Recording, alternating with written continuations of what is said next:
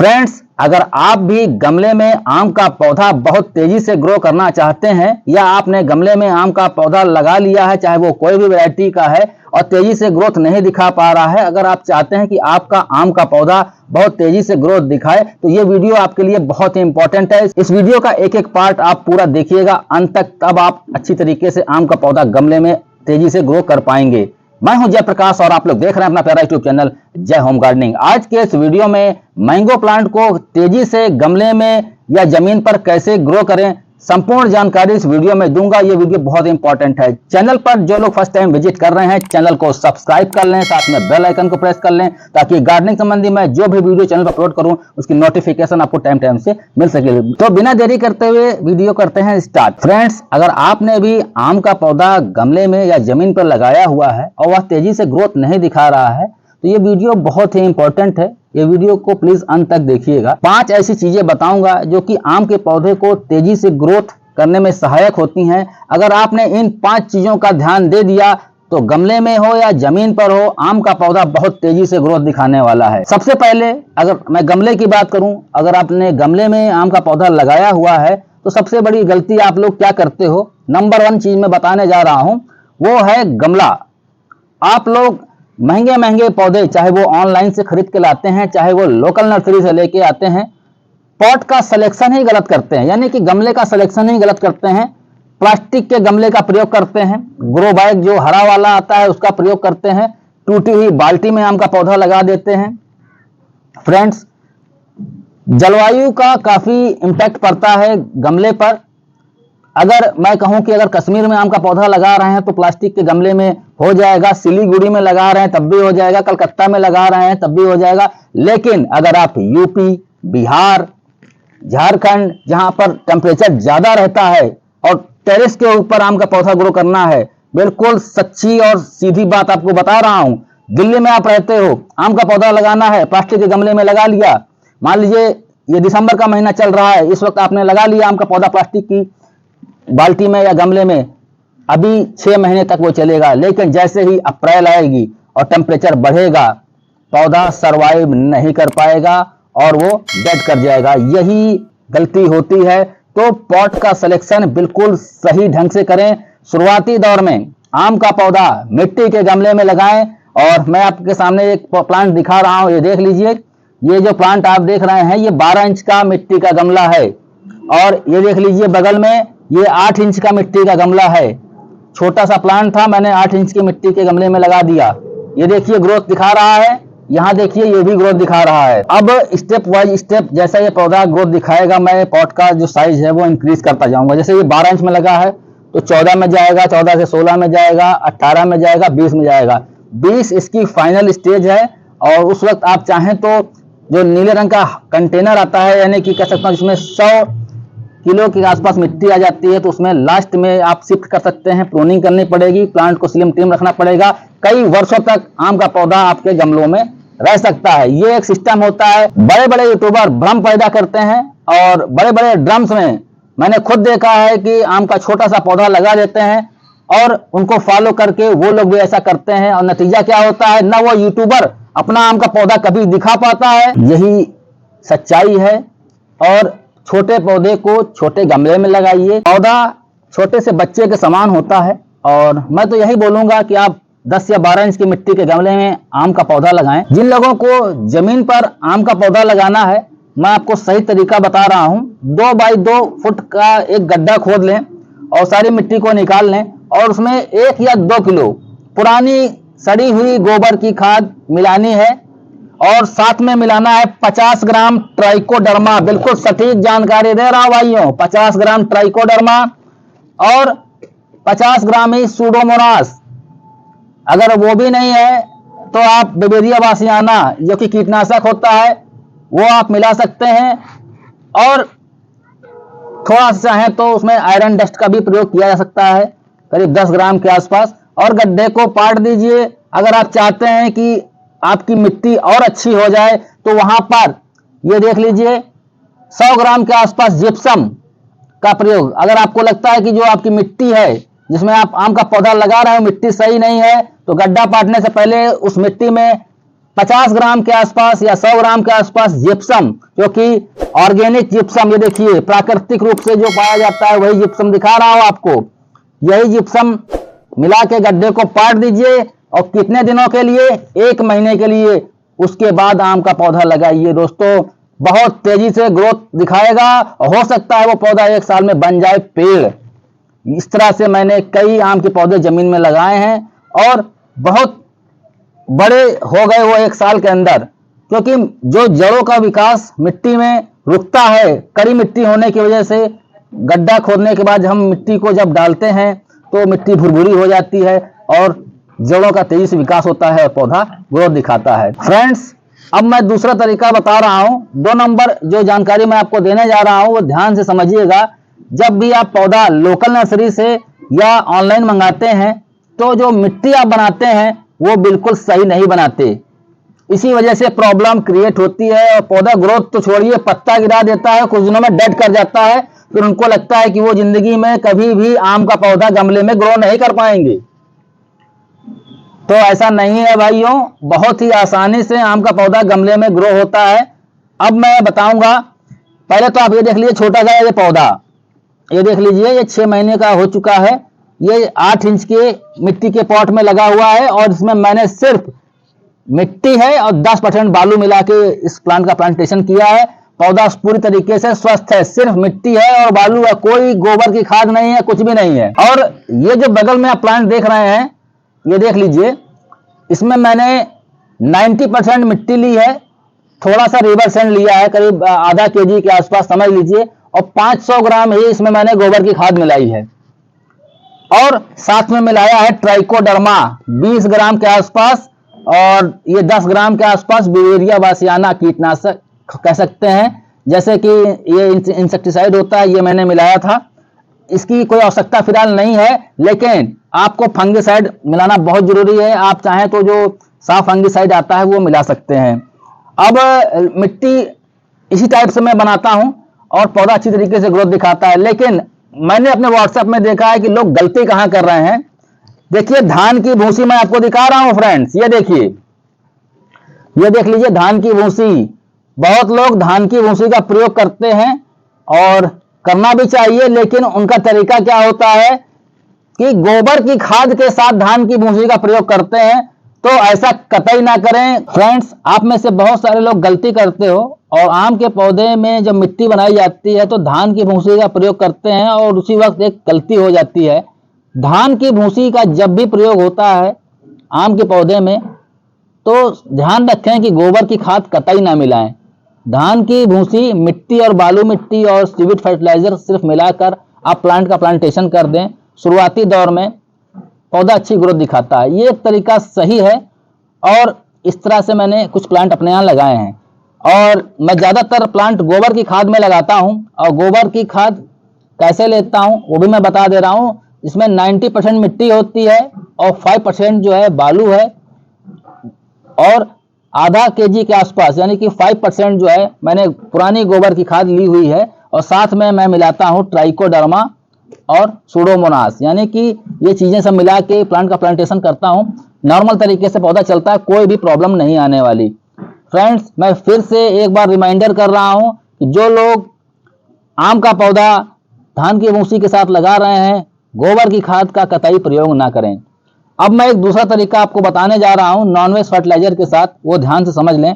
तो non veg fertiliser देख लीजिए, यहां पर आप देख लीजिए, ये है बोन डस्ट। तो जब भी आप गमले की मिट्टी बनाएं तो 10 ग्राम बोन डस्ट का प्रयोग कर सकते हैं। 50 ग्राम सींग की खाद, फ्रेंड देख लीजिए, सींग की खाद हॉर्न डस्ट है और ये ऑनलाइन पे आजकल मिल जाती है और डिस्क्रिप्शन में मैं लिंक दे दूंगा, वहां से आप बाई कर सकते हैं।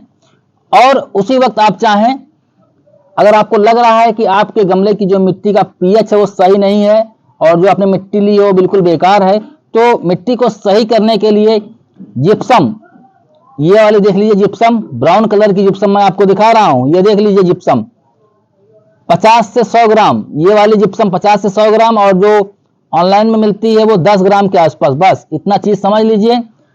ये पूरी तरीके से ऑर्गेनिक जिप्सम है। दिखा दीजिए एक बार, फिर से देख लें, नहीं तो कंफ्यूज रहेंगे। ये देख लीजिए, पूरी तरीके से ऑर्गेनिक जिप्सम है, प्राकृतिक रूप से ये खदानों से निकाली जाती है। अगर ये वाली जिप्सम है तो आप 50 से 100 ग्राम गमले की मिट्टी में स्टार्टिंग में मिलाकर प्लांट का प्लांटेशन कर दीजिए, लेकिन आपको बीच में जिप्सम का प्रयोग नहीं करना है 3 महीने तक। इस चीज को आप समझ लीजिए। पौधा लगाने के बाद छेड़छाड़ बिल्कुल भी नहीं करनी चाहिए। 3 महीने 4 महीने तक कोई फर्टिलाइजर नहीं देना चाहिए, सिवाय माइक्रोन्यूट्रिएंट के आपको कुछ भी नहीं देना चाहिए। 2 ml पर लीटर के हिसाब से आपको महीने में 2 बार स्प्रे करना है, चाहे वो पौधा जमीन में लगा हो चाहे गमले में लगा हो। और यहीं पर मैं इंसेक्टिसाइड की बात कर रहा हूँ, नीम ऑयल 2 ml पर लीटर के हिसाब से आप महीने में 2 बार स्प्रे करें। अगर आप चाहते हैं किसी केमिकल कीटनाशक का तो वो भी कर सकते हैं, कोई प्रॉब्लम नहीं होने वाली। तीनों तरीके मैंने आपको बता दिए। नॉर्मल मिट्टी के साथ, जैसे नॉर्मल मिट्टी और बालू में पौधा लगा हुआ है, इस चीज समझ लीजिए। ये गोबर की खाद में लगा हुआ प्लांट देख लीजिए, ये गोबर की खाद हॉर्न डस्ट बोन डस्ट में लगा हुआ ये पौधा है। इसी तरीके से पौधा आसानी से ग्रोथ दिखाता है। अगर आप चाहते हैं कि धान की भूसी, बालू मिट्टी और मिट्टी तीनों को मिलाकर प्लांट का प्लांटेशन करें तो उस टाइप से भी हो जाएगा। ट्राइकोडर्मा बहुत जरूरी होगा, करीब 50 ग्राम के आसपास आप मिट्टी में मिला सकते हैं। पौधा अच्छी तरीके से ग्रोथ दिखाएगा, हरा भरा रहेगा। और ऐसा नहीं है कि आम के पौधे को फर्टिलाइजर की आवश्यकता नहीं होती। 3, 4, 5 महीने के बाद धीरे धीरे जैसे पौधा बड़ा होता है तो फर्टिलाइजर ऐड करना चाहिए, वो भी मैं आपको आगे वीडियो में बताऊंगा। तो मेरे हाथ में जो आप देख रहे हैं पैकेट, इसमें है नीम खली। ये देख लीजिए फ्रेंड, नीम खली। अक्सर लोगों का आम का पौधा इसी वजह से मरता है। ऐसा नहीं है कि आम के पौधे को नीम खली नहीं दी जा सकती, लेकिन शुरुआती दौर में नीम की खली, सरसों की खली, अगर आपने ये सब घोल के या कोई भी यूट्यूबर का वीडियो देख के कि सरसों की खली और नीम की खली, क्योंकि उसने पौधा तो लगाया नहीं है, सिर्फ डायलॉग मारी है, तो इस टाइप से अगर आपने आम के पौधे में दिया तो पौधा निपट जाएगा। दोस्तों ये चीज समझ लीजिएगा, पौधा बचेगा नहीं। तो नीम खली का प्रयोग आम के पौधे में शुरुआत में न करें। पौधा 2-3 साल का हो जाए तो धीरे धीरे नीम की खली, सरसों की खली का पानी दिया जा सकता है, कोई प्रॉब्लम नहीं होने वाली। तो बार बार मैं वीडियो में बोलता हूं कि नीम की खली का और सरसों की खली का प्रयोग आम के पौधे में ना करें। और बहुत लोग कोकोपीट का भी प्रयोग करते हैं, तो कोकोपीट आम के पौधे के लिए मैं प्रयोग फिलहाल नहीं करता हूं। फ्रेंड्स, जब भी आप ऑनलाइन पौधा खरीदते हैं या लोकल नर्सरी से लेके आते हैं तो कभी कभी आप लोगों से एक ऐसी गलती हो जाती है जिसके कारण भी प्रॉब्लम क्रिएट होती है, वो है प्लांट का सिलेक्शन। गमले में लगाने के लिए कुछ बेहतरीन टाइप के प्लांट की आवश्यकता होती है, वही गमले में अच्छी तरीके से ग्रो हो पाते हैं। बौनी प्रजाति के यानी कि ड्रॉप वैरायटी के प्लांट का सिलेक्शन आपको करना चाहिए, न कि दशहरी, चौसा, लंगड़ा आप अपने गमले में लगा लें। तो ये पौधे बढ़ेंगे तो, लेकिन उतनी अच्छी ग्रोथ नहीं दिखा पाएंगे, क्योंकि जो ड्रॉप वैरायटी के प्लांट होते हैं आप वही लगाएंगे तभी पौधा अच्छी तरीके से ग्रोथ दिखाएगा, बेहतर कैनोपी बनाएगा। तो इस टाइप से प्लांट का प्लांटेशन करना चाहिए। तो इस चीज को आपको ध्यान में रखना है। ये तीसरी बात मैंने आपको बता दी। गमले में लगाने के लिए कुछ खास वैरायटी होती है, जैसे अरुणिका है, ये 1 साल में 1 बार फलने वाली वैरायटी बता रहा हूँ। अरुणिका है, आम्रपाली है, टॉमी एटकिंस है, सेंसेशन है, बनाना मैंगो है, कॉटिमॉन मैंगो 12मासी में आ जाता है, बारी 11 है, थाई ऑल टाइम है। इस टाइप की वैरायटी का आप सिलेक्शन करें। 100% दोस्तों आपका पौधा अच्छी तरीके से ग्रोथ दिखाने वाला है। तो वैरायटी भी मैंने आपको बता दी। इन्हीं सब वैरायटी को आप गमले में लगाएं और आप देखेंगे कि आपका पौधा अच्छी तरीके से ग्रोथ दिखाएगा। अब मैं आपको इस वीडियो का अहम पार्ट, फर्टिलाइजर का प्रयोग कब कब करना चाहिए, वो मैं बताने जा रहा हूं। अगर आपने मैंगो प्लांट लगाया हुआ है, 3-4 महीने हो गए हैं, 6 महीने हो गए हैं, प्लांट ग्रोथ नहीं दिखा रहा है, तो सबसे पहले अगर ग्रोथ रुकी हुई है तो आपको प्रयोग करना है ह्यूमिक एसिड। दानेदार आता है, बाजार में मिल जाएगा। 5 ग्राम दानेदार वाला ह्यूमिक एसिड आप दे सकते हैं। अगर लिक्विड वाला है तो 2 ml 1 लीटर पानी में घोल लीजिए, थोड़ा स्प्रे कर दीजिए, थोड़ा मिट्टी में डाल दीजिए। इससे भी पौधे की जड़ों का विकास बहुत तेजी से होगा और पौधा अच्छी ग्रोथ दिखाएगा। अब माइक्रोन्यूट्रिएंट सिर्फ आपको देना होता है 6 महीने के बाद। आप चाहें तो प्लांट को मोटा करने के लिए, यानी इसके स्टेम को मोटा करने के लिए जिप्सम का प्रयोग कर सकते हैं। 20 से 30 ग्राम जिप्सम आप गमले की मिट्टी में दे सकते हैं। जमीन में भी अगर ये प्रॉब्लम आ रही है तो जिप्सम दिया जा सकता है, जमीन में भी ह्यूमिक एसिड दिया जा सकता है। और माइक्रोन्यूट्रिएंट का सिर्फ आपको स्प्रे करना है। दोस्तों यकीन मानिए, आपका आम का पौधा आप चाहे ऑनलाइन मंगाए हो चाहे लोकल नर्सरी से लेके आए हो, बहुत तेजी से ग्रोथ दिखाएगा और 6 महीने के अंदर ही बहुत सारी शाखाएं आ जाएंगी। जैसा कि मेरा ये प्लांट आप देख सकते हैं, ये सिर्फ 6 महीने के अंदर ही बहुत सारी ब्रांच आ गई हैं। ये प्लांट काफ़ी छोटा था और देखिए कितनी शाखाएं आ गई हैं, हरा भरा है। और मैंने इसमें जिप्सम का भी प्रयोग किया है, ह्यूमिक एसिड का भी प्रयोग किया है, और इसी टाइप से मैं अपने प्लांट का ध्यान रखता हूँ। नॉर्मल मिट्टी में मैंने बनाया हुआ है। पॉट साइज देख लीजिए 12 इंच का है। फ्रेंड्स, आप लोगों को अच्छी अच्छी जानकारी देने के लिए मैं इतनी मेहनत करता हूँ, प्लीज इस वीडियो को एक लाइक कर दीजिएगा। फ्रेंड्स, गोबर की खाद आप 6 महीने में कितनी देनी है वो मैं बता दे रहा हूँ। अगर आपका पौधा पुराना है तो 250 से 300 ग्राम गोबर की खाद, यानी कि जब आपको दोबारा फर्टिलाइजर देना है तो 250 से 300 ग्राम, या अगर प्लांट बड़ा है तो आधा केजी के आसपास गोबर की खाद स्टोन डस्ट मार्बल पाउडर में मिला के, यानी कि 10 से 20 ग्राम मार्बल पाउडर में मिला के आप गमले की मिट्टी में दे सकते हैं। और ये फर्टिलाइजर साल में 2 बार दिए जाएंगे, यानी कि गोबर की खाद और मार्बल पाउडर साल में 2 बार दिए जाएंगे। अगर नॉनवेज करते हैं तो 250 ग्राम गोबर की खाद के साथ ध्यान से समझ लीजिए 20 ग्राम के आसपास सिंक की खाद और 10 ग्राम के आसपास बोन डस्ट मिला के आप दे सकते हैं। यही इसका भोजन है। और सीवेड दानेदार भी आप दे सकते हैं। तो फर्टिलाइजर बहुत ही आसान शब्दों में मैंने आपको बता दिया। गोबर की खाद या वर्मी कंपोस्ट आपको देना है। अक्सर लोग यही गलती करते हैं कि ज़्यादा मात्रा में गोबर की खाद या वर्मी कंपोस्ट देते हैं, इसी वजह से पौधे की पत्तियां जल जाती हैं, पौधा खराब हो जाता है। पौधे को अगर ज़्यादा मात्रा में फर्टिलाइजर देंगे तो पौधे का खराब होना स्वाभाविक है। तो मैंने जो मात्रा बताई 250 ग्राम के आसपास गोबर की खाद या 250 ग्राम के आसपास वर्मी कंपोस्ट। अगर आप फर्टिलाइजर देना चाहते हैं तो सबसे पहली चीज़ समझ लीजिए, फर्टिलाइजर आपको 6 महीने में एक बार देना है। और फर्टिलाइजर गोबर की खाद या वर्मी कंपोस्ट तो रहेगा ही रहेगा, साथ में रहेगा मार्बल पाउडर। जो लोग नॉनवेज फर्टिलाइजर प्रयोग करना चाहते हैं वो 10 ग्राम के आसपास बोन डस्ट और 20 ग्राम के आसपास सिंक की खाद, गोबर की खाद, सिंक की खाद, बोन डस्ट, इन्हीं 3 चीज़ों का प्रयोग कर सकते हैं। और जो लोग ऑर्गेनिक तरीके से करना चाहते हैं कि हमें नॉनवेज फर्टिलाइजर प्रयोग नहीं करना है, तो वो लोग गोबर की खाद या वर्मी कंपोस्ट के साथ स्टोन डस्ट का प्रयोग कर सकते हैं। कोई भी प्रॉब्लम नहीं होने वाली। साथ में थोड़ा सा माइक्रोन्यूट्रिएंट का प्रयोग करना होगा, जो कि दानेदार सीवेड आता है। और आम के पौधे में ज़्यादा फर्टिलाइजर की आवश्यकता नहीं है। अब इस वीडियो का सबसे इंपॉर्टेंट पार्ट मैं आपको बताने जा रहा हूं। जिन लोगों ने मिस कर दिया उनको प्रॉब्लम होने वाली है, वो है वाटरिंग। आम के पौधे को ज्यादा पानी बिल्कुल भी पसंद नहीं है फ्रेंड्स, इसी वजह से पौधा खराब होता है। आम का पौधा कोई फूल का पौधा नहीं है, सब्जी का पौधा नहीं है कि आप उसमें डेली वाटरिंग करें। मैंने अक्सर देखा है कि लोग जरा सी मिट्टी सूख गई तुरंत पानी दे दिया आम के पौधे को।